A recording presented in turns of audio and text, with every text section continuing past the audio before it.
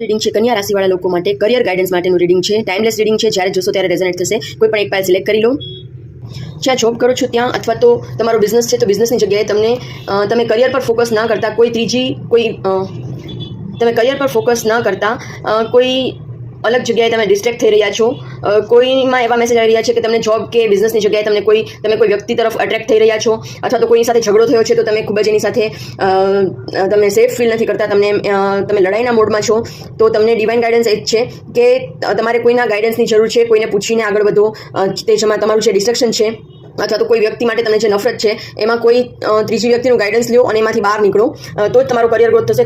તમારા કરિયરને કોકે બાંધી લીધું છે. કાં તો તમારા નેગેટિવ થોટ્સ છે એ થર્ડ પાર્ટી હોઈ શકે, નેગેટિવ થોટ્સ, અને કાં કોઈ એવી વ્યક્તિ છે સરાઉન્ડિંગમાં જે નથી ઈચ્છતી કે તમારો ગ્રોથ થાય.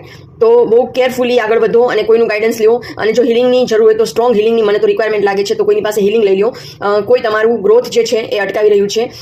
આફ્ટર હિલિંગ કેટલા ટાઈમમાં ગ્રોથ મળશે? નેક્સ્ટ કપલ ઓફ વીક, 3 મહિના સુધી તો તમારે સ્ટ્રોંગ હિલિંગની રિક્વાયરમેન્ટ છે તો તમારો કરિયર ગ્રોથ થશે.